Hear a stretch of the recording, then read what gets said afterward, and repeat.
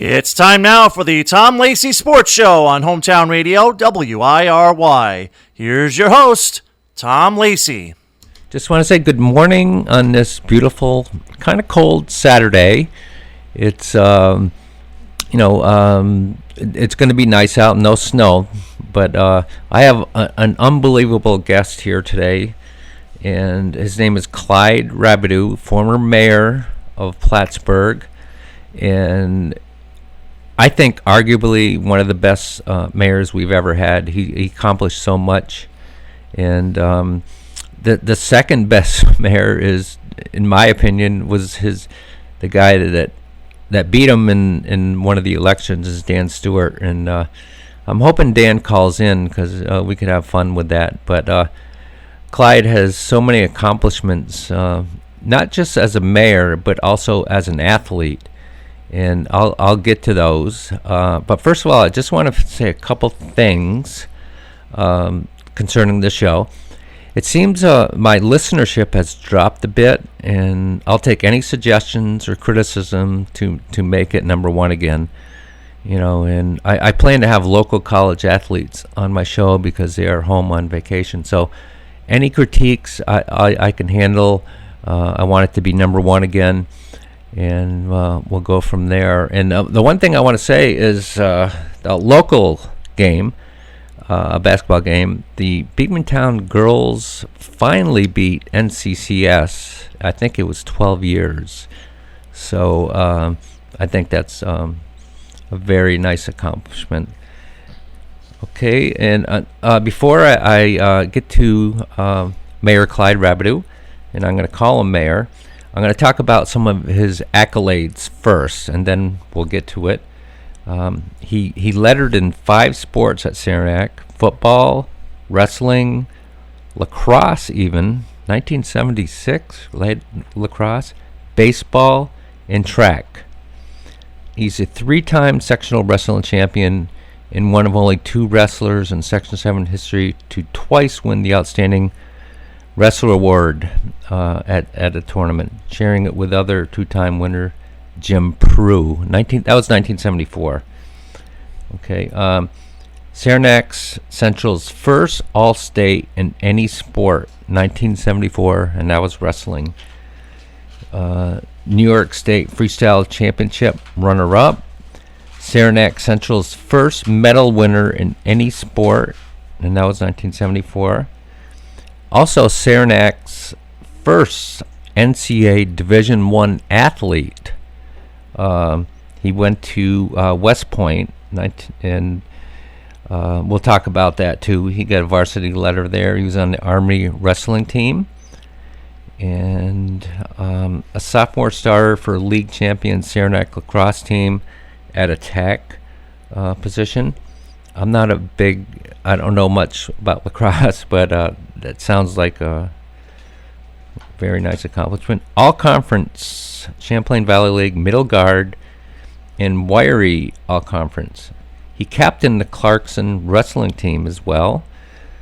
Runner-up in the ICAC Wrestling Championship Independent College Conference. 3rd place Montreal Open Wrestling, 1975. Division champion, I didn't know this, Albany Open Judo Tournament. Wow. Member of the undefeated 1973 Clinton County Pony League Championship baseball team, consisting of just 9 players, season long. And I love the fact that he's mentioned in these guys. Roger Barnard and Alan Rock, 2 staples in our area. And also the age group champion in 3 events at the North American Snowshoe Championship held in Montreal. That was 2001. Those are phenomenal accomplishments. Okay, Clyde, just talk about some of those things right now, okay? I'm tired. I'm tired already. Wow. It was a lot of fun. Sports was a big part of my life half a century ago, and I enjoyed it very much. And I had some great coaches. For example, Bob Garrow teaching me how to hold a baseball when I was a young lad. And he had still has big, powerful Yes. hands and fingers, and he showed with those powerful hands how to grip a baseball. And I remember him doing that cross thread or with the threads. Phil Carell in wrestling, great guy. Bob Hudak in lacrosse. I'm going to talk about Phil a little bit too. Yeah. And Harry Canning was my coach in football. And by the way, here's a trivia fact. We had Friday Night Lights in Saranac Central, where the West Plattsburgh American Legion was set up for home football games for a couple of years. And our first game that year was against St. John's. Barry Brannon. That was Harry Canning's first was high school coach. It was our first game of the season. St. John's was a huge powerhouse, undefeated. We gave them their best game of 3 years. It was a 6-0 game. We lost. But that was the closest game, and I remember Harry running out the field to shake Barry's hand, and it was quite a thing. I bet it was. Yeah, Barry Brannon. I'm sorry. Did I say Brannon before? That's okay. Barry Brannon. I might forget names. It's been a long time. Yeah. But those are some legendary names right there. So tremendous opportunities and great people I met. And then you're talking about Alan Rock and Roger Barnard. Yeah. They were pitchers. Yes. We only had 9 guys in the team. We went undefeated, 16-0. Ernie Rock was the coach of that team. That's Alan's dad. Yep. But those guys could just fire a base. Roger Barnard could knock over a barn. I know it. And Alan Rock had a little bit more curve, a little bit more action on the ball, but Roger could just smoke that ball across the plate. So my brother and I were on the team, so we're 2/9 of the team, and we would just watch him pitch basically. But we had to bat. And we had some of the great bunters of the world. We were playing Peru in the semifinals of that championship. I remember Butch Butcherell gets up there, and tremendous athlete, and he could have belted that thing right over the fence. And he turns, squares up to the plate at the windup, and just bunts down the third base line. And Dave Dupree was the pitcher. I remember throwing his glove down in disgust. And it wasn't. But we were. We did anything we had to do to win the game, and we won them all. And bunting was a big part of it in the championships, believe it or not, because we weren't the only ones. But it was a lot of fun. I got a lot of great memories of sports. Yeah, you were actually you did so many sports, and I'll get to that. The one thing I wanted to start with, and I talked to you briefly before, is wrestling is kind of not a team sport. Obviously, you're trying to win the team win, but just talk about like right before you're about to have a match. How did you feel? I mean, it must have been. Oh, you're wound up. It's just you on the mat against the other guy. So you walk out in the mat. It's just you and the other guy, and there's nobody to blame it on. It's all resting your shoulders. And you're tense, you're ready to rumble, and just everything's on the line. And you're preparing all the time in your head, the moves, what you're going to do, how you're going to react. But I found in wrestling, no matter how you plan, it was still just natural reactions. They always tell you, if you do something 10,000 times, you get pretty decent at it. 10,000 single legs to the left, 10,000 single legs, these are takedowns, to the right. And you just do them in your head, and you just, boom, naturally react when the opportunity arises. And in the States, I remember this one move I never did in the match, but I did it 1,000 times in practice. And it was like a knee pick when the guy was on his hands wrestling section 11, which was the most powerful section. The guy shot in, I sprawled back, and these are all wrestling terms, but if wrestlers are listening to this, then they'll know what I'm talking about. And I knee picked the guy and put him on his back and picked up some back points against Section 11. And I won that match. First round in my senior year. And I had the next most powerful section was Section 8. These are all Long Island sections. And I lost by a couple points to the eventual state champion. And then I got back into wrestlebacks in there. But again, first state place winner in any sport for Saranac. And it was a psychological thing back then. We didn't have, it's goal setting. Goal setting was to win the sectionals, but others had placing in the states. That was the goal. Well, I won the sectionals, then I wanted to place in the states. But there was a psychology there that it all ended at the sectionals, and if you won if you went to the states, great. There wasn't any expectations back then. In fact, they didn't even count the state matches in your overall record. It was like the season ended, hey, we're going to the states. Wow. But I wanted to win. I wanted to place, and I did. And I'm very fortunate. And again, Phil Carell, my coach, was integral in the whole thing. He just had a personality that meshed with mine. And it just didn't do exactly with wrestling, but more character building. I acted inappropriately, like we all did. braggadocio. Hot dog was a word we used, hot dog way, beginning of a match one time. And, I looked like a jerk. So Phil, in his calm way, took me to the side. And my family name is Mel. People, my friends and family that I grew up with, call me Mel. He goes, Mel, he said, you walked out there and you didn't do it in a respectful way. He calmly told me how to do it in the future. And I was a freshman back then. And I never did the hot dog act ever again. And I learned about deportment, how to conduct yourself. Back then we had to wear a coat and tie to match. Do they still do that? Make kids wear the... Some schools do. Some do. And I love that too. Yeah, we had to wear a coat and tie on away games and or matches. And we represented our school. We had to do that with some degree of class and dignity. And that, again, they're teaching you other skills, other values than just sport. Sport, it's just a game. There's more about life. You're absolutely right. Let's see. Talk about the Dan Gable. Oh, all right. Dan Gable's the best wrestler America's ever seen. He was Olympic champion, never allowed a point in the Olympics. And you Google him up, and you'll see.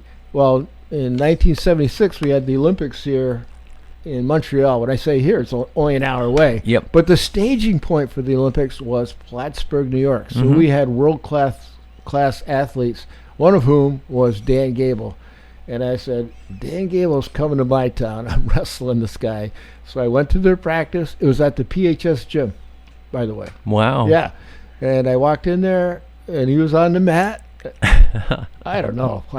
Today I wouldn't do it, but back then I was a kid, didn't know any better. I said, Mr. Gable, can I shoot some takedowns with you? And I did. And can you imagine wrestling the best wrestler in the world? Of course, I was easily handled by him, but it's like... It must have been fun, though. Yeah, it's like playing one-on-one against Michael Jordan or something like that, So it was a great experience. We had huge athletes here, name recognition-wise and accomplishment-wise, in Plattsburgh. It was a great era. It really was. In high school, who was your toughest opponent? Oh, Fuzz Bruno from Peru. He was, and we're still friends to this day. I saw him at the American Legion in West Plattsburgh not so long ago, but he and I duked it out. And I met him twice in the finals of the sectionals and came out on top both times. He had beat me earlier in the season both times, too.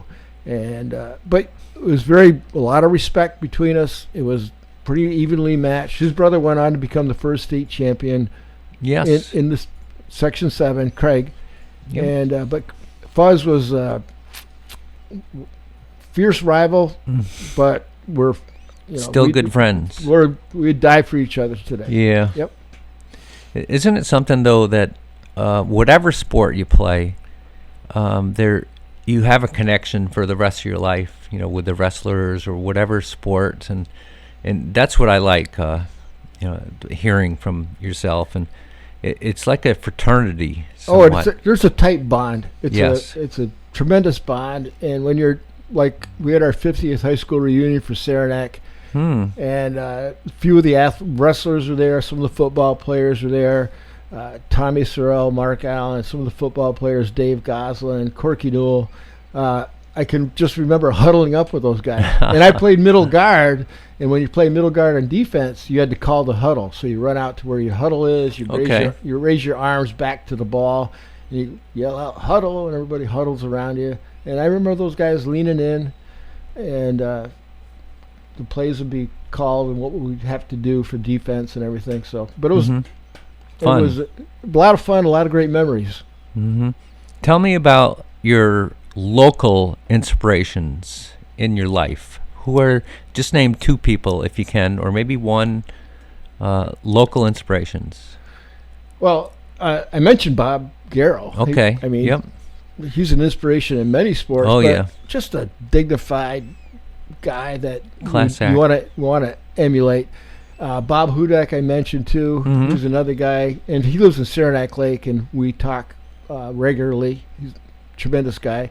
Phil Carell lives in Florida half the time, but in wrestling, Mickey Van was a hero of mine. He was a few years older than I was in high school, but I just thought he was one heck of a wrestler, a tremendous guy. And then when I went to Saranac, it was the Kringle family. 6 Kringle boys: Chris Kringle, Kenny Kringle, Brent Kringle, Scott Kringle, Stevie Kringle, Chad Kringle. Who am I missing? I mentioned 6 already. There's a ton, yes. It's one of those trivia things like, can you mention all 12 Liberty kids? Mhm. The Liberties were a big family in Moffattsville, but the Kringle family I was always idolized in Mhm. sports. And of course, the Bonvilles from Peru. Did you wrestle any Bonvilles? They were. Not officially on a mat. In practice I did, but one of the Bonvilles married my cousin Roxy, and I was in their wedding. Mike Bonville. Boy, he was a tough. Wow. Mike and Bill Bonville were tough. Bruce Mhm. Bonville was tough too. Dennis Bonville, good guy. Yep.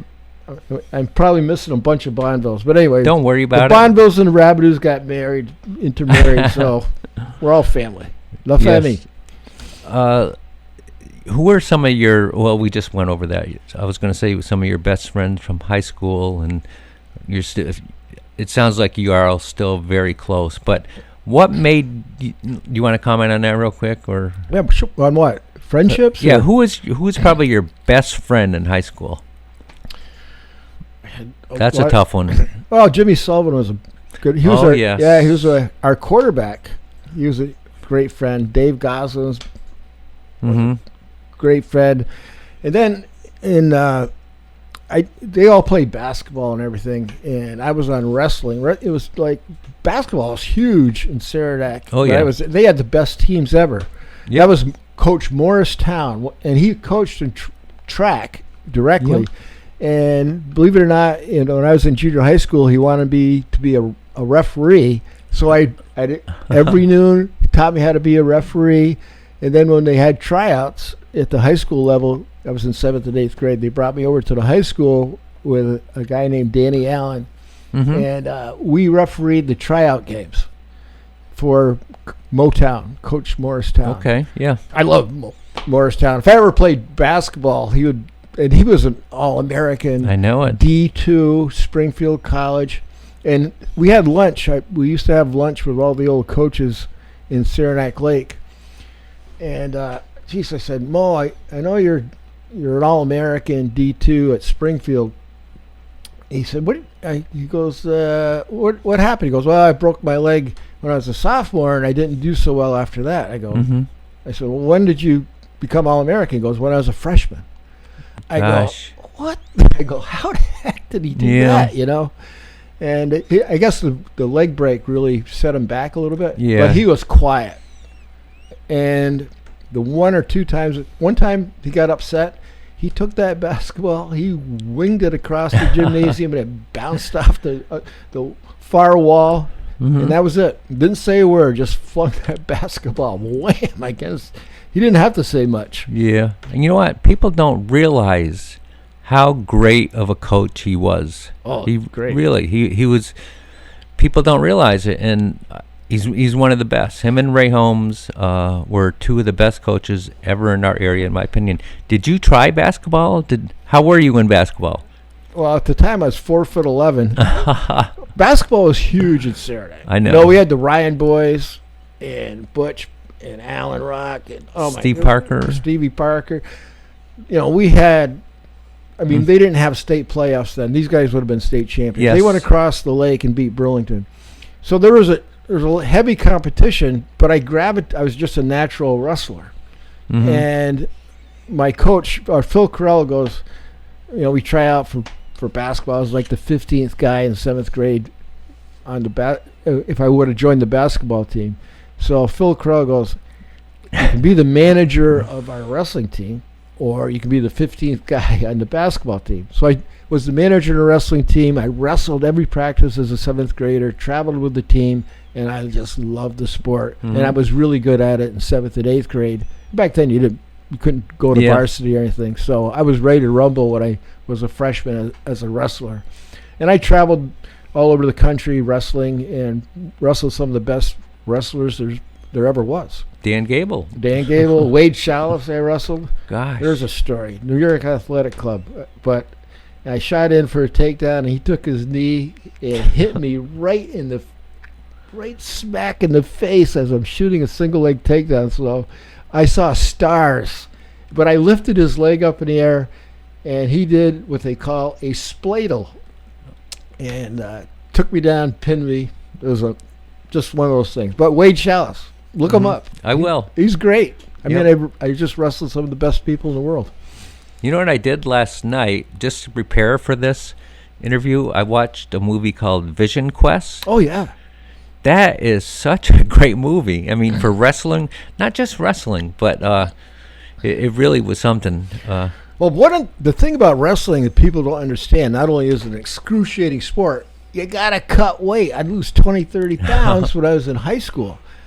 My parents would let me drive their Chevy Impala down to the base gym that we could almost see from here. And I'd have a rubber suit on with a cotton sweatsuit over it. I'd be running around that 1/11th mile track on the top for an hour to lose maybe a pound because I had no water weight left. Then I'd go to weigh in and just go. But that, we'd have to lose weight. It was hard. It's hard. So when you're doing one of the most grueling sports in every muscle in your body, plus you're losing weight, and this is during Thanksgiving and Christmas when eating is such a big part of the whole thing, and you're sitting there in the corner all shriveled up, and your family's feeling guilty because you're not eating. You know, that's part of the sport that doesn't get a big play. Yeah, like Loudon Swain last night. I loved that movie, and he had to take on this undefeated guy named Shoot. I don't know. I love the movie a lot, and I prepared, because I know you were an outstanding wrestler, and I just wanted to, I did have a wrestling match once with Jim Barron. He's a cousin. Gravelly Point, Jim, if you're listening, he pinned me. Be better. You're a basketball player. Yeah. Talk about your family a little bit, if you want. I mean, we grew up in West Plattsburgh, and my brother Mitch was a good athlete himself. Okay. He made all conference in football as well, and he and I were always very competitive, and we made each other better because we were in such competition with each other. And we grew up in West Plattsburgh. We go down to the West Plattsburgh American Legion and play baseball just about every day in the summer. And, we had bicycles back then where you put the glove on the bicycle handle. There's no speeds on it. Yeah. Just put the glove on the bicycle handle. You wedge the baseball between the bars of the bike, and you put the baseball bat across the two handles, and you held it with two fingers the rest of your hands would grasp around the handlebars, and you'd steer yourself to the Legion. We call it the Legion. You remember the time trials at Point of Rush? Oh, yeah. What was your best time ever, and weren't they painful? All I remember is trying to catch Joe Porcelli. Okay. He'd either be behind me. In time trials, I fill in for people not familiar with it. You got 1 minute intervals between every contestant, so you go out and back, and I can't remember how many miles it was. 10. Yep. So if you were gaining on the guy in front of you, if you even passed the guy in front of you, you're a minute ahead, and vice versa. And Joe Porcelli and I used to be competitors. He was a better biker than I was. Well, let me think about that, because I still got to look at him maybe later today. And but anyway, he tells the story. We're running up Whiteface Mountain, and the Whiteface Mountain run a couple of times. Yep. And I saw Joe Porcelli ahead of me, and he was fading towards the top. And I go, I got to beat this guy. And I remember it was like 72 degrees at the bottom of Whiteface, a little sunny. We got to the top, it was snowing. Honest to God, it was snowing. And there's Joe Porcelli, and he, his big husky body. Mm-hmm. And I went by him, and I tapped him on the fanny. I go, "Hey, Joey, how's it going?" And he goes, "Oh, you son of a XYZ," Yep. Going up Whiteface. We laugh about that to this day. But anyway, those are some of the, he's one of the competitors. Yeah. And a friend. I talked to him about that. That Whiteface run, holy cow! I would never do that. I'm not an uphill runner, but he said he's 3 wins and 1 loss against you. He had to mention that. And I also talked to Gail, and I think she's 0-2 against you. She was excellent too. She was really good. And she had some hip replacement, I think, but she was a great athlete. Triathlete. Yeah. I'm not sure if you know this. Not a lot of people know this, but Plattsburgh is the only city in the entire world, other than Beijing, that had the Summer Olympics and the Winter Olympics only an hour from us. And I attribute that to probably Senator Stafford and even Mr. Zerlo, and that was amazing. We were very fortunate to be so close to both Olympiads. Mm-hmm. They're both historic. Yes. In many ways, and we were right there ringside. Mm-hmm. Amazing. Did you go to the Miracle on Ice game? No, I listened to it like everybody else, radio and television, and how I wish I was there. But I think what could they fit there? 4,000 people, 3,000 people? Yeah, I don't know how many. It wasn't enough because everybody in the world wanted to be there at that time, and we were there in our hearts. Oh yeah, Clyde, you brought again. My guess is Clyde Rabideau. You brought so much recreation and sports together in our area during your tenure as mayor. North Star football we brought here as one of them. You did so many things, and we need that back. We really do, and we're hoping the new mayor will remember what you did. It just Plattsburgh is. I'm telling you, Plattsburgh's doing well. Look at the industry we have around here, and hats off to the local leadership led by Gary Douglas that brought in Bluebird Bus to take over where Noble Bus is right now after they leave. Big accomplishment. But look at the industry we have here, and really, in all relative terms, compare us to any other city or our size or even more, and we're doing quite well economically. I think we're a relatively safe city. It's a beautiful city. We're on the lake. We are the lake city. There's beautiful lake, too. Oh, by the way, did you know Wiry Radio had a lot to do with not naming Plattsburgh the Lake City, but keeping the name? Explain that. We'll explain it. We were putting up these signs all around Plattsburgh because we didn't have some welcome signs. So we had like 6 entrances at the time, main entrances into the city, and we had some signs. And I was always envious that Burlington had a nickname, the Queen City. Man, how come Plattsburgh doesn't have a nickname? So I was thinking about it. I just wrote, I really wanted to promote the lake. So I put the Lake City, not thinking too much about it.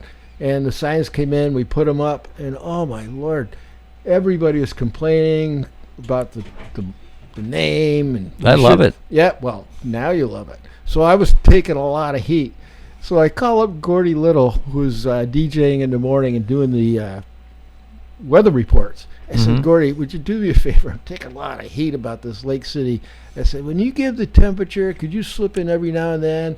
It's 72 degrees in the Lake City, And sure enough, Gordy did it. And if Gordy Little did something on Wiry Radio, which everybody listened to, yes, it stuck. And now you couldn't take the Lake City away from the Lake City if you had to right now. And now it's people are proud of the name, and it's everywhere. Businesses are named that. It's amazing. It really is, and tribute that. I know you're very humble. You really are, and you get a lot of credit for that. So I have a funny story I'm going to tell. You probably already know about it already, but you knew my father, Oh, my God, Red. Okay. He was Mr. Standby. We'll talk about that. Well, he was at the NCO club. He said he fell off the bar stool because someone put vodka in his beer. So he went to the hospital. He's in ICU. And Dan Stewart brought a absentee ballot to him, because it's election time. And, he was good friends with Dan because the military. Dan would be at the NCO club. So Dan leaves. They have a great conversation. So he fills it out, and he votes for you. He put your name on there. Red, what a character. I know. And when I said Mr. Standby, he traveled the world. Back then, I don't know, can they still do it now? Airmen could be at the flight line. Yeah. And they could hop on a flight if there was an extra seat available. It would be a noisy, cold seat. But they could fly anywhere in the world on standby. If they had the space, they could do that. And Red did that. He went everywhere. Mm-hmm. What a character. Yeah, he was. And you must remember his semi-girlfriend, Josette. Oh, yes. Yes. A Française. Yeah, she was such a nice person. I'm gonna do a little word association with you. I didn't prepare you for this, but whatever comes to mind. Okay, Motown. Oh, Morristown. Great coach. Mm-hmm. Quiet. He was even my coach in second grade in Morrisville Elementary School. That's how far back we go. Okay, Dan Stewart. Good guy. A lot of fun. He's just a pleasant fellow. Mm-hmm. Senator Stafford. He was an icon. Very much an icon. Mm-hmm. Boy, you didn't want to cross Ron, which I did a couple times. Terry Gordon. Oh, yeah. He was ubiquitous at running events. Big organizer. And really the father of local running events. Mm-hmm. Joe Purcelli. Okay. He's listening, by the way. He's a character. And he, too, was at all these events. Very competitive and, great physique. Mr. Workout guy. Mm-hmm. And but he has humility and he's just fun. Dave Daniels, you remember that guy? Oh yeah, he was tough competitor, great runner. Mm-hmm. And I remember him running the marathon from Rouse's Point to Plattsburgh, and he ran by my house. And there was another Daniels that I knew, Terry Daniels. Yes. Going, hey Terry, he goes, no, and he's running for first place. No, he goes, it's David. I go, oh shoot, it is David. Did you ever? He was an outstanding wrestler too. You didn't. He was a very good wrestler. He was lighter than I was. Okay. Bruce Jenner. Oh, nice hair. He had nice hair back then. Remember him whipping that flag and his hair just flipped over? I know there's a different Bruce Jenner now, but he was quite the hero back then, the decathlete in '76 Olympics in Montreal. Oh yeah. Do you remember when President Ford came and spoke to the athletes? I remember that. I don't remember that, but this I will tell you my two President Ford stories. Number one, how did he become president? Richard Nixon resigned. So I'm at West Point. We're at Camp Buckner doing training out in Camp Buckner. And the platoon leader comes in and says, all right, everybody assemble over here. So we went into the woods. We sat in this one section of bleachers. They have one section there. And there was a tree stump in front of us. They put a transistor radio on it. And we heard Richard Nixon resign in my platoon in the middle of the woods from a transistor radio on a tree stump. And the reason why that's important, because that's the chain of command. It starts with the president. And then we went to the Army-Navy game, and Gerald Ford was there. Did you know that Gerald Ford is the only All-American athlete, president, the only president that was an All-American athlete, and he played line for Michigan. You got it. Good. You did well in the trivia part. Oh, yeah. So anyway, I go, man, there's a president out there. I've never been close, never seen a president, never shook hands with a president. So, the Army-Navy game, I slithered down at the stands at halftime because there was Gerald R. Ford, the President of the United States. And he was in the middle of the field, and he went over to the Navy side. He's crossing over to the Army side, and I snuck onto the field. Don't ask me how. I'm in the line, and And he's coming in. I'm looking at him. I reach out my hand, and he reaches to shake my hand. And just then, an upperclassman grabs me by the shoulder and yanks me back. Goes, "What the heck are you doing here?" And I looked at him. I said, "Go Army, beat Navy, sir." And I took off back up there and snuck back to my seat. But I, within inches, shaking his hand. That. Wow. 50 some odd years ago. Did you watch the Summer Olympics this year? Yeah, it was a lot of fun. Who would be your MVP of the Summer Olympics? Oh, the French swimmer. Now the name eludes me, but we're right off the bat, when the early events, he captured the eye of the French nation and the rest of the world with his prowess in swimming. And you know what? When I can't remember the guy's name, especially the French name, that's pretty bad. But help me out, Tom. Can you remember? No, I didn't really watch the swimming and it was one of the first. Well, anyway, yeah, it was just a lot of fun to watch. Yeah, mine, by the way, is Sydney McLaughlin. She blew away the field, smoked them. Yeah, the Summer Olympics were so much fun to watch. They really were. You don't have to answer this question, but I like asking it. Who is your high school sweetheart? All right, putting you on the spot there, Mayor Rabideau. I'm not gonna make any comment. Okay, that's fine. Okay, then who'd you go to the prom with? Oh, Brenda Griffin. Okay. And the reason why I say that, well, her name isn't Griffin anymore, is that her future husband. She was going out with her future husband. Okay. And for some reason, he didn't want to take her to the Saranac prom. He went to Beekwood Town. And so I took her out. And she was the queen of the prom, by the way. And anyway, she rides home with Mike, her future husband, not me. Which is funny. We had a lot of great times. Dave Goslin was he was the king of the prom. So back then we didn't have limos or anything. So again, the old Chevy Impala, I pick up Dave, and then we pick up our dates, and we go to the prom. It was fun. When you wrestled at Clarkson, how did you do there? I won more than I lost, but my ardor for sports with that academic load in the prospect of trying to make a living, what profession I was going to be in, it's hard to really study for differential equations and lose 20 pounds and wrestle at the same time. It was just a different set of priorities, but I did captain a team and won more than I lost. It was it was okay, but it wasn't my thing anymore. It really was. Okay. And let's see. We talked about your. Okay, what was tougher, the whiteface run or the time trials? Whiteface run. Because it's up at 8% grade uphill, and then when you get close to the top, the grade drops to like 2%, but you feel like you're running downhill. And anybody who's run that race knows exactly where I'm talking about. But that was my son, by the way. Casey ran that, and my kids. I want to mention their sports. They all played sports in college. Randy and Kelly made D1 swimming in their freshman year. Casey played rugby at University of Albany, and Lauren made the cross-country team at SUNY Purchase, never ran before in her life, and was the most improved or outstanding newcomer, rookie of the year.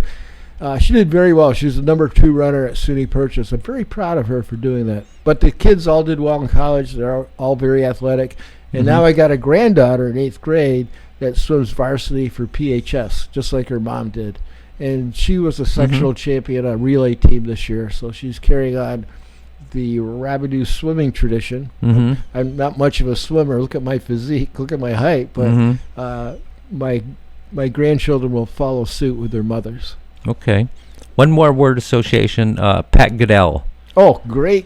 He's a fine gentleman is what he is. And a good athlete, went to Cortland State, good in baseball, good in football. He probably plays other sports too, but those are the 2 that I remember the most. But a quiet, understated guy that I have a lot of respect for. What made you such an outstanding athlete? I mean, what triggered you to just go that extra yard, give that extra effort? It was a competition with my brother Mitch. We were just fierce competitors, and we'd get in fights and wrestling matches. And one time in 7th and 8th grade, we had a track and field day at Saranac. Motown put this together. Okay. And Mitch and I were in the mile race, and I took off. A mile when you're a 7th grader is a long ways. Yes. I took off. I was way ahead, beating everybody. And then here's Mitch, slowly gaining on me. We're running in our sneakers and probably our long pants back then. We didn't have much athletic gear.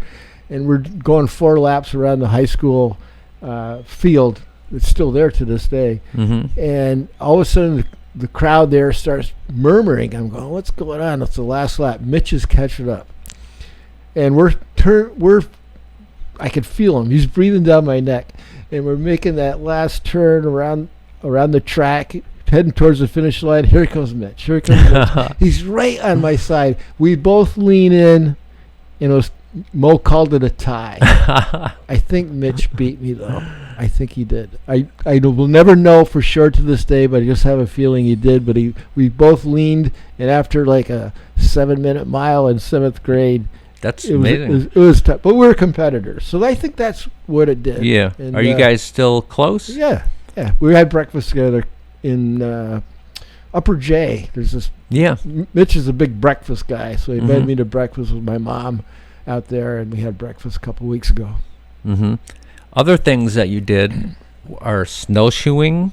Were you a 46er? I'm wondering about that. I'm a 22er. That's fine. Yeah, but I did start the Saranac Lake Sixers, and that became a big event. People that finished that got a number and a sticker and a badge and all that. But snowshoeing was a lot of fun too, and that is hard. Yes. Oh my God! Try running in snow with snowshoes. I know it. That's hard. Okay. Can we take a little break, and then I'll get back. At Facette Realty, our phones are ringing off the hook. Buyers are searching, but there's just not enough inventory. Are you thinking of selling your home? Now is the perfect time. List with one of our experienced agents and take advantage of the high demand. Our skilled team will help you get the best price for your property. We provide comprehensive real estate services in Clinton, Essex, and Franklin counties. Visit FacetteRealty.com or call us at 518-324-4500 today. Don't wait. A well-qualified buyer is already looking for a home like yours. Hey folks, Ernie at Della Chevrolet, Plattsburgh, New York. What does $299 a month get you at Della Chevrolet? Okay, how about this? Listen carefully now. A 2024 Equinox EV. Yep, $299 a month with only $299 down. Folks, this is not just any EV. How about a loaded EV? Sticker price at $44,795. I know, you're asking yourself, how's it possible? Well, it gets better. The $299 a month payment includes taxes. Unbelievable, but it's a real deal. And why Della Chevrolet? How about great selection, knowledgeable staff, and free popcorn? Okay, 2 out of 3 is not bad. Folks, seriously, you're not going to find a better lease on an EV than at Della Chevrolet. Della Chevrolet, US Avenue, Plattsburgh, New York. DellaChevrolet.com. We make it easy. Stock number 25403, 39 month lease, 10,000 miles per year, taxes included. Security deposit, acquisition fee waived. Excludes registration, $175 dock fee. Must have a 2010 GM or newer qualifying trade. Ends 12/31/24. All right, we're back with the Tom Lacey Sports Show on Hometown Radio, WIRY. We have Clyde Rabideau here in the studios. If you have any questions for the mayor or anything sports related, you can give us a call here, 518-563-1340. Now back to Tom Lacey. Again, Mayor Clyde Rabideau, who I always said arguably the best mayor that we've ever had. And I really mean that, and I think a lot of people would agree with that too. And I did have Dan Stewart again at number 2. I was hoping Dan would call in, but I actually texted him this morning, and he probably has a lot of things going on. So he's sleeping in. Let's call him up and get him going. If I had his number, I would. Honestly, if I had known this before, I would have got his number. Okay, we that's would have fine. rousted him up wherever the heck he lives now. But anyway, yeah, that would have been a very fun conversation between you two guys. Yeah. Yeah. So let's see. You must remember all the things that we had back in the day, like the Midnight Run, the Bud Run, the we had everything. We had a lot of different races going on. And that Midnight Run was something else. It sure was. Of course, I think we had Budweiser before we did the Bud Run, which didn't lend itself to the best times in the world, as I recall. You want to go But on the air? anyway, here's a question for us, I think. Yeah. 1 sec. We've got Jim Barron on the line. Hi, Jim. Jim Barron here. We have Clyde Rabideau as the guest. Mr. Barron, any comments, or what would you like to say? Did you ever wrestle Clyde? Do you think you could beat him? Guess what? What? I did wrestle Clyde. He probably doesn't remember. I I wrestled Clyde in Cumberland Head School. It was that was like a winter thing. I think Clyde probably remembers better. It was trying to, like in the winter time when there was maybe Christmas tournament, Christmas time. The alumni tournament. Yeah, Oh, yeah, wow. that was it. Yeah. Yeah, he pinned me in 1 minute and 6 seconds. That long? How do I remember that? How? Well, because I wrestled both of you guys, so now I'm 1-1. Truth be known, my grandmother's a Baron, and so we're cousins. Right. And Clyde, you talked about Joe Porcelli. I love the guy. Just total respect. I worked with him at Denimore in the prison. Yeah. Just a super, super nice guy. And you talked about trying to catch him. Well, the Mayor's Cup Mile.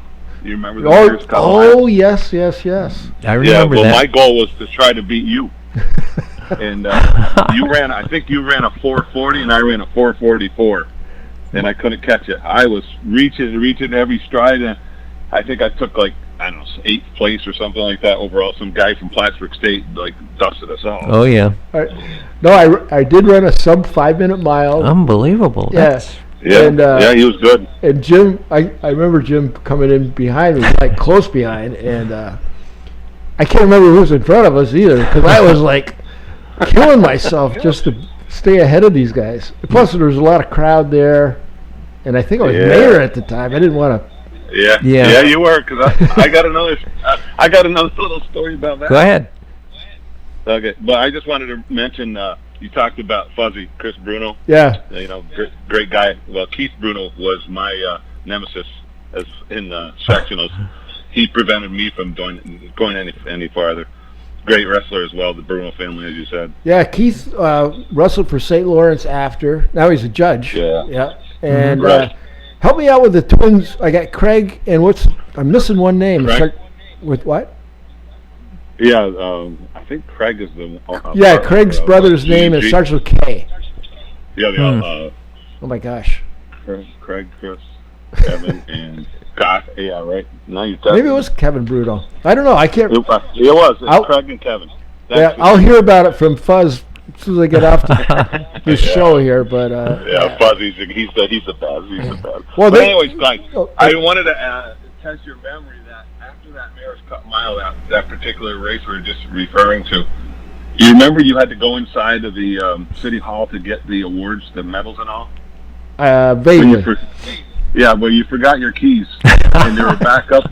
They were back up where we started in the plaza parking lot. Do you remember how you got into City Hall? I think we opened a window, if I recall. I think it was the mayor's window that was never locked. You stood on my shoulders, and I lifted you up, and I said, Clyde, this is going to be in the Press Republican tomorrow. The mayor is breaking into City Hall. Oh, that was so fun. That was true. I never locked my window, and so I knew we could get in through that window. And now I remember standing on your shoulders, shimmying up. Yeah. Oh my God! That's if you went by City Hall right now and you saw two people doing that, what would you think? Right. Well, good. Well, it's good to hear your voice again, Clyde. Okay, Jim. Have a good day. Yeah. You too. Thanks for calling again. Thanks, Tom. Yes, we have Mayor Clyde Rabideau here, and another thing I want to talk about is there was a competition called the Jingle Bells Run that the Burlington mayor. Peter Clavel. Yeah. What a great guy. Actually, it was the Burlington Marathon. Okay. And you could do it with a team. Mm-hmm. And I brought in 3 or 4 guys, not necessarily runners, but they're all city employees. Mm-hmm. And we went over there, and I had uniforms made, like matching shorts and singlets on the top, sleeveless shirts. And we went over there. I can't remember who won. They probably won. I don't know. But anyway, we had a great run. And then we went to Peter Clavel's house after. Mm-hmm. And he lived up on Union Street, as I recall. And his house was on a hill, and you could overlook Lake Champlain from the back deck. But Peter Clavel, what a great guy. We had a great relationship with Burlington and other cities in the area. We had a bond with St. Jean or Richelieu. Yep. And Montreal. We had the Montreal mayor down here for our 95th birthday party for the city of Plattsburgh. So we had Monsieur Pierre Bourque was here, our guest of honor. So we had some relationships with surrounding communities. City Montreal's a big city, huge. Oh, yeah. And for that mayor to come down to Plattsburgh, that was a real honor. He honored us greatly by doing that. Mm-hmm. Gail Porcelli said that you and her were a team in something. She must have been on that team. Okay. She said that you guys won. Oh, good. I like her version better than mine. And I like the fact that we were co-ed before co-ed was cool. I don't know. Do they still say call it co-ed? I don't know. Yeah. It may be politically incorrect for me to say that anymore. But anyway, she was one heck of a runner. Oh, yeah. Fine person. And she didn't realize she was a great runner until after high school. I think she played soccer, so people find her niche sometimes she's from after. Dannemora, right? Yes, Yeah, Dannemora. they didn't have track. They had soccer. Yep. Or you could run up the hill. You had to run up the hill because you had to go down the hill. It was one hilly town. And now, of course, Dannemora is part of the Saranac Central School District. It was long after I graduated, which I think was good. Mm-hmm. I'm going to own up to something. Okay. Are we in the confessional? Yeah, it is. This is a confessional, and I'll tell you about it, and why not? Things happen in life. But you owned Express Lane. Yes. And you hired me, and which I really appreciate to this day. And when I was playing basketball at Plattsburgh State on the JV team, one of the varsity players, I'm not going to name him, he came up and he started putting tons of food on the on the counter, tons of food. Okay. And he gave me $1. And you took it. Yeah, I am so sorry for that, Clyde. Honestly, you know what they call that in the industry? It's called shrinkage. And you know who the greatest perpetrator of shrinkage is? It's not the customers. It's always the employees. I apologize. Tommy, I've always your face is turning red. I feel guilty about that, even to this day. You could say 3 Hail Marys. Okay. And a good act of contrition. No. Yeah, gosh. And for all you Catholics listening in, and I'm looking across to our major DJ here, and he knows exactly what I'm talking about. Yeah. That's a Catholic thing. But anyway. Yeah, sure. I want to get your opinion. We'll switch a little bit to politics. Sure. Let's see. The hotel. What's your opinion? Yes or no? Hell yeah. Are you kidding me? What are we going to do with that land? I can't believe that was turned down. They were going to take a polluted piece of land that nobody else wanted and make it into an asset. Yep. In fact, our downtown direly needs a hotel. And let me just talk about hotels for a second. When I was mayor, this is 30-some-odd years ago, I envisioned a hotel somewhere in downtown, and I brought up a couple of developers to take a walk around. One developer, we walk around, he goes, Clyde, you're just not there yet. You don't have the critical mass of retail, entertainment, food to bring a hotel. He goes, well, if we had a hotel, we'd get those. He goes, no, that's not how it works. When you have the critical mass of the retail, of the eating facilities, of the entertainment facilities, a hotel will come to you. Oh, yeah. That's how it works. I said, oh, and that sunk in with me. I'm looking at it, I'm staring at it, my mind is going 90 miles an hour, and that's what it took. So I think we have that critical mass right now. Go to Route 3. Route 3 is nice, but it looks like Arsenal Street or Watertown. It looks like any franchise road to any city in America. All the same franchises. Big deal. What makes it unique is these mom and pop specialty stores, these mom and pop restaurants, these entertainment venues that are unique to your area. That's what you travel for, something unique. I don't want to go to a Starbucks per se, because I can find one in any town. I could find a Target in any town. I could find XYZ in any town. What makes it unique are these things in Plattsburgh that are run by families and entrepreneurs. And we have that critical mass, and we had the opportunity. And I heard one counselor say that, oh, we can't do it, the land's polluted. Well, no kidding. Guess what? We taxpayers are responsible for cleaning up that mess. Oh, and it's just a matter of time. The DEC will come in and say, clean it up. Millions and millions of dollars. Look at Saranac Avenue down here, the old New York State Electric and Gas coal tar area. Took decades to clean up and tens of millions of dollars. We could have avoided that cost and turned that land into a huge asset had we sold it then. I don't know if the opportunity is still there. I think it is. But we could do that. I say we because my heart was always here. Yep. We could still do that and make it happen. And with a hotel venue in our downtown, it would enhance all the retail, all the businesses there, vice versa. And it could be a destination place even during the winter for a lot of activities. On the waterfront like that, huge. No doubt. Huge. Anyway, I'm a big believer. Yeah. I did text Wendell Hughes. I wanted him to listen because you've always had great ideas, and hopefully they listen to those ideas. Well, new mayors especially, they always think. Yeah. And I was new mayor twice. They always think they know everything.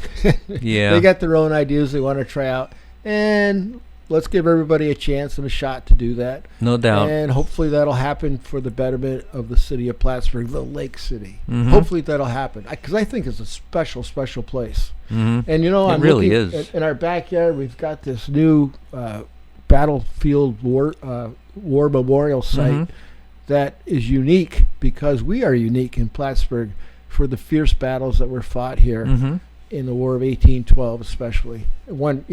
Revolutionary War is a little south of us, but with Benedict Arnold holding sway for a while, Valcour Island.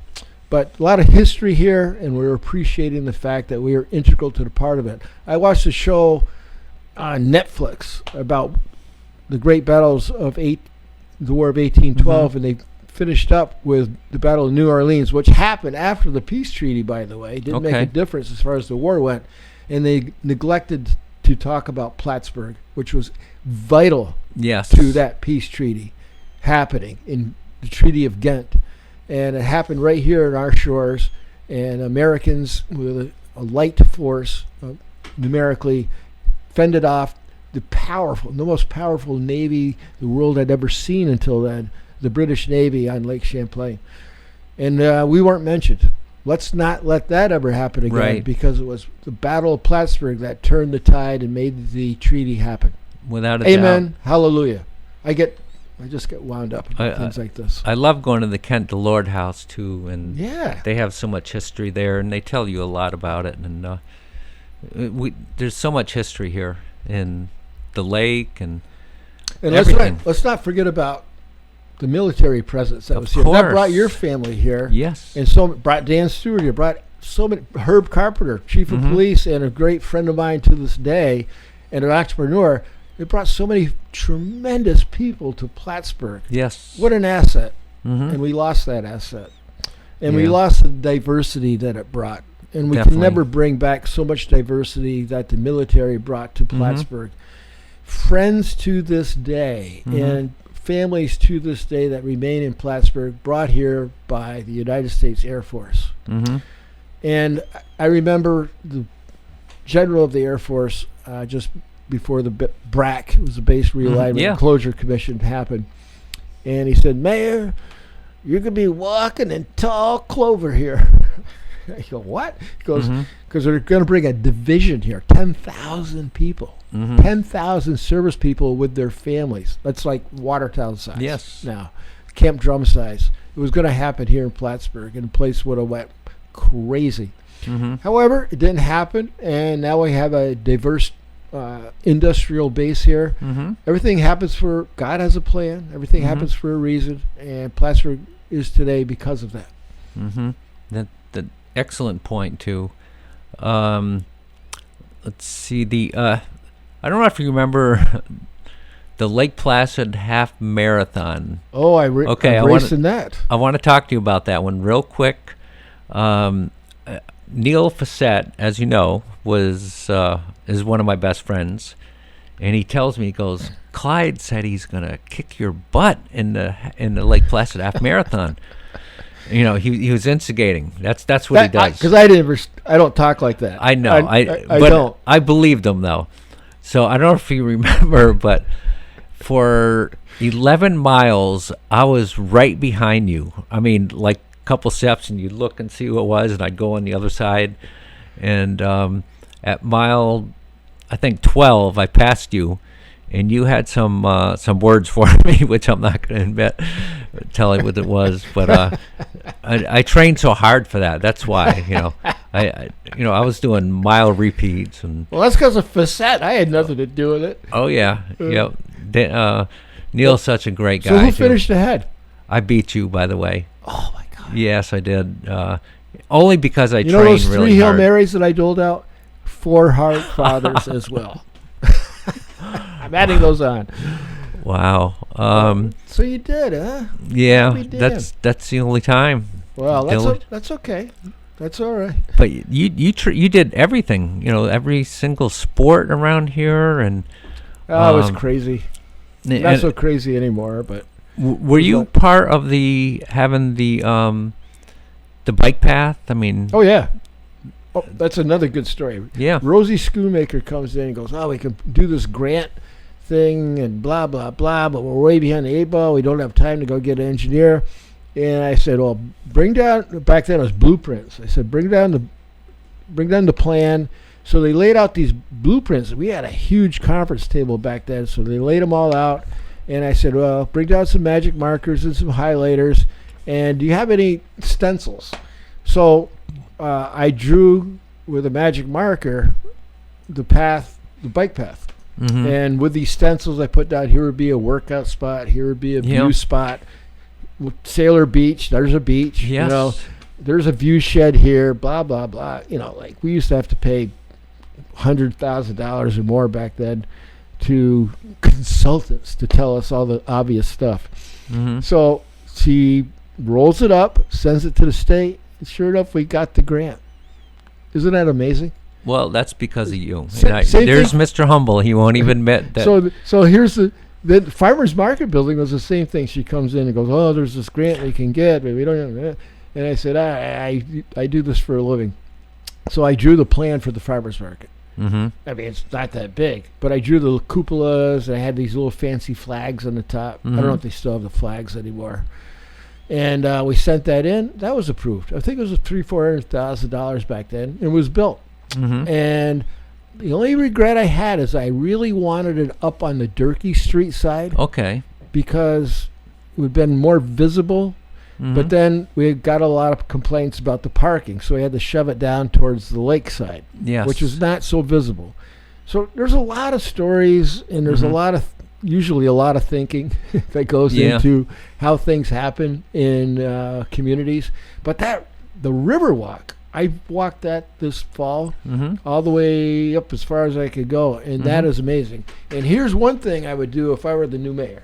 I would go to Ruger Street, those 80 acres in Ruger Street. I'd have a competition with developers, which had the parameters would include affordable housing, and I would put in unique neighborhoods. Now, what's a real neighborhood? Neighborhoods where you interact with your neighbor. But you can design neighborhoods where you have front porches and walkable areas where people are kind of forced to interact with each other like we used to do on the street. You used to walk down the street, people would be on the front porch. Hey, how's it going? Oh, it's going okay. Stop and chit chat. You could do that again. And here's the other thing. You can extend that rec path, the river walk, all the way up there. It could be an integral part of this neighborhood on Ruger Street. Now, some of that Ruger Street property could be for industrial use. Don't forget, we have very competitive electrical rates that really set Plattsburgh apart. But those 80 some odd acres are an opportunity of a lifetime. It took many years to acquire them. They're in the title of the city of Plattsburgh. We can do a lot with them. We can offer some affordable housing. The trade-off would be have another spectrum of housing with it. But you could have a competition with developers and get money back in new neighborhoods and affordable housing and an extension of the Riverwalk.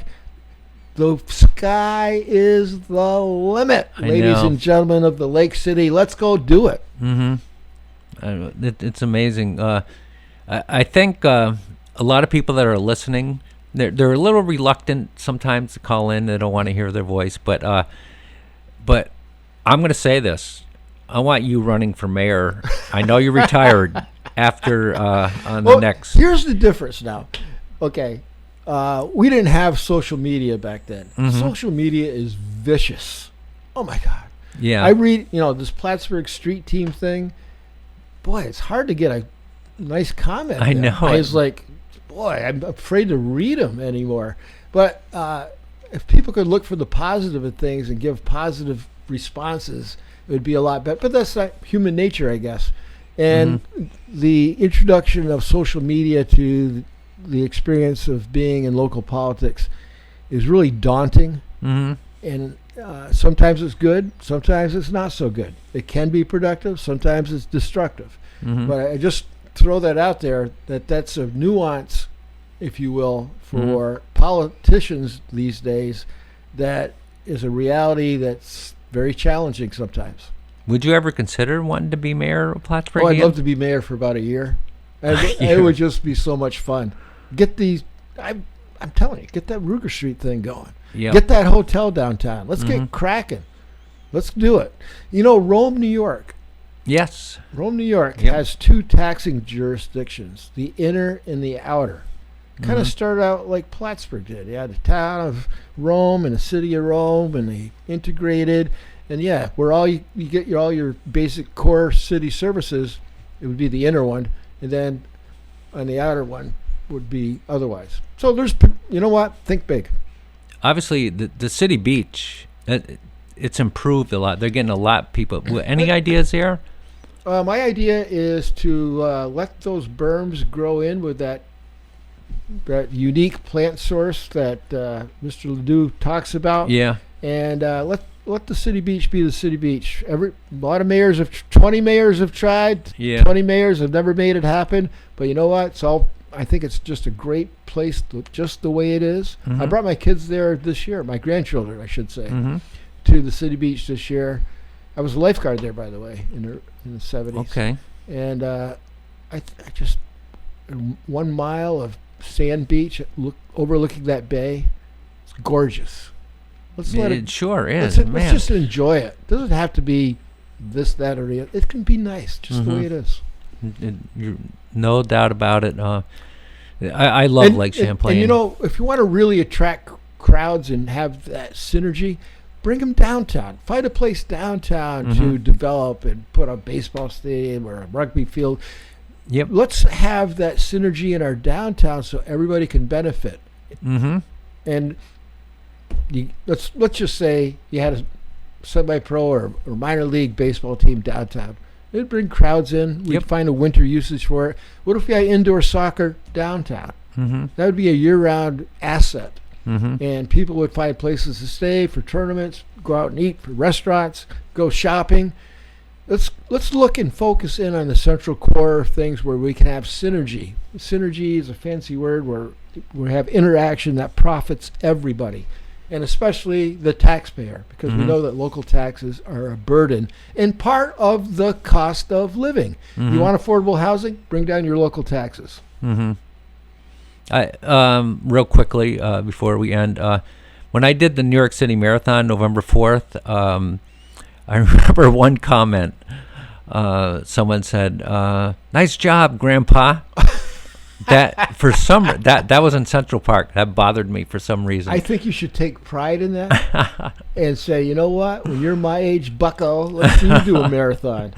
And Tom, I want to congratulate you for all the great things you do. That basketball camp for all the kids that may not have any dough or money. They get free sneakers, a free basketball, and a free training camp where they learn the skills necessary from top-notch coaching. I think that's a tremendous thing. And your efforts with the Special Olympics. Yes. You've given a lot to the community through athletics, and my hat's off to you. Yeah, I did. When we did go to New York City with the Priscellis, we had a ton of stuff for homeless, and we brought placed a whole bunch of clothes to the Covenant House, and you should have saw the smile on their faces when they received all that. A lot of very nice clothes too, and also I took a team to Rucker Park, and I'm sorry for talking about myself. That's one of my downfalls on the show. But real quickly, no team has ever went to Rucker Park from our area. It's the most prestigious basketball court in the world, and I brought a team there. They'd never been to New York City. They loved it. They flat out loved it. And I donated 20 pairs of sneakers to a youth organization there too, and I just Okay. So that's all. Let's get to some nitty gritties. Did you buy them all a bagel or a slice? They love the New York pizza. Yeah. Yeah, slice. Ooh. Yeah. We stayed in Terrytown. What about a hot dog from the cart? I'm sure they had that too. I mean, those are food stuffs of legend. I know. The New York City hot dog from an outdoor cart, the bagel, I know. Slice of pizza. I'm getting hungry. Okay, we got to end up, but the one thing I'm going to end up in is Clyde Rabideau. You got to run for mayor again. Honestly, and I think a lot of people are listening. And any parting comments you'd like to make before we end? The party comments that I have is I thank all the coaches and all the athletes I've played with and were coached by in my past. They've made me the person I am today, for good or bad, but they taught me all good things that I should continue to remember, because we're all human beings and we all try to do our best. And the other part is we live in a very special city, very special community, and the future is bright. We just got to go out there and grab it. And I wish everybody well, and above all, I wish everybody a Merry Christmas. Yes. Again, Clyde Rabideau, excellent guest. Just a ton of information and a class act from the get-go. So thank you very much, Clyde, and thank you for coming all the way from Saranac Lake and 8 driving inches here. of snow and 6 degrees. Really? Yeah. Oh my gosh! It's a different world up there in the Great White North, Tom. Yeah. So, okay. Take care, and thank you so much, future Mayor Clyde Rabideau. Thank you, Tom. Okay. You've been listening to the Tom Lacey Sports Show on Hometown Radio, WIRY. Join us again next week for another great show.